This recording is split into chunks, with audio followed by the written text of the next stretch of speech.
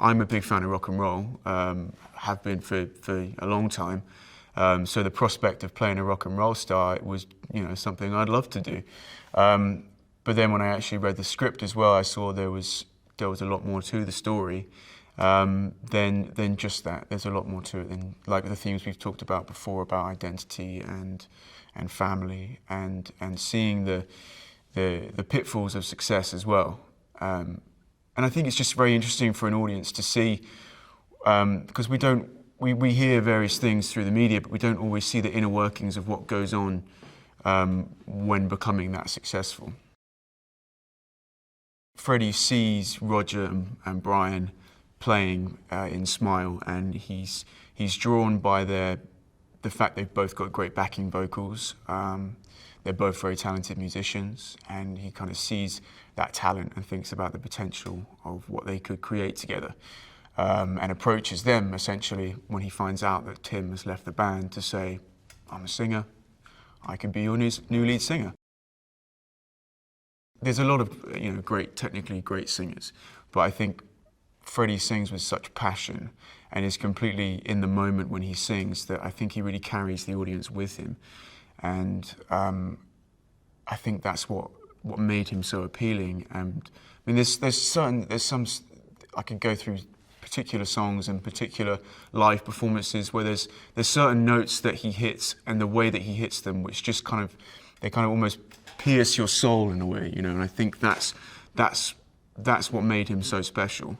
And then on top of all of that, he's also a brilliant songwriter and responsible for writing Bohemian Rhapsody and these classics that will be remembered for as long as we can think of.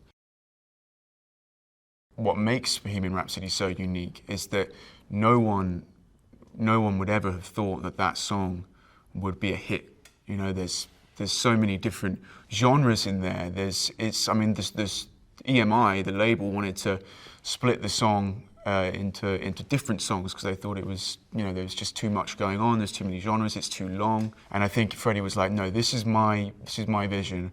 I'm going to make this song, and if people like it, they like it, and if they don't, they don't. But it's going to be ours, and it's going to be entirely ours. And then it's just by some stroke of genius, the entire nation went crazy for it. It was great working with him, and he took it very seriously. He stayed in his northern accent, his British northern accent, the entire time on and off set, and took it home to his partner as well, I think. And he was brilliant. He's just the kind of guy who's just can't not be funny. He was just cracking us up all day long, and it felt like he wasn't even trying to. He kept doing all these things. He kept. Before every take, he'd always be like slapping his wrists, going, "It's just for funsies," and stuff like this, which I know, I do it, doesn't sound funny. When he does it, it's hilarious. It's just absolutely hilarious. I was basically drumming, 10 hours a day, intensively working with an instructor. Brett Morgan is his name, very good drummer, very good teacher, and it was really a crash course in drumming. And obviously, to this day, I'm obviously not as good a drummer as Roger Taylor, and never would be able to in that time frame. Maybe not even in 50 years. Who knows? He's obviously a very talented drummer. That's why he is where he is. But at least to do the best I could to convey his style, his showmanship. I was trying to focus more on how he drums rather than just being good at playing the drums. I've played people who have been and gone, but I've never played someone who is living today, and I found it quite daunting. And I think it took me a while to get to grips with the fact that my job is not to be them. My job is not to impersonate them. It's not to be exactly like them, because there's certain things that I can't change to make myself like him. We're physically different. We're vocally we're quite different as well. My job is to give an essence of Roger, and the strongest essence I can, whilst also being true to the text and serving the purposes of this film. So it took me a while to get to grips with that, but once I felt a lot more comfortable with that. Queen often get lumped in the genre of, I suppose, rock and roll maybe, but there's so much more than that. You know, I think what made them so unique is in a lot of their songs they'll have some heavy rock material, and then also go into a kind of slightly more musical theatre or opera or just really melodic, and they really kind of played with those existing genres and bended them and to create a whole new genre which I couldn't even give you a word for. Queen, yeah.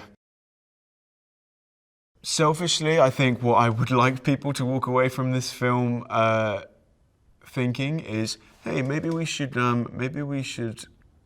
get back into rock and roll. Maybe we should have some more rock and roll bands.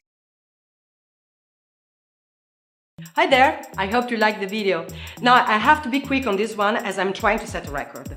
Did you know the shortest performance to win an Oscar for Best Supporting Actor was Anthony Quinn's 8-minute tour de force as Gauguin in the 1956 movie Lust for Life? Meanwhile, the shortest performance to win an Oscar for Best Supporting Actress was Beatrice Strait's 5 minutes and 40 seconds performance in the 1976 film Network. Yes! Well, looks like a bit both of them. So if anyone from the Academy is watching, you know where to find me. Oh, by the way, my name is Valeria. Now, remember, we publish new videos every day, so be sure to subscribe for more great content. See ya!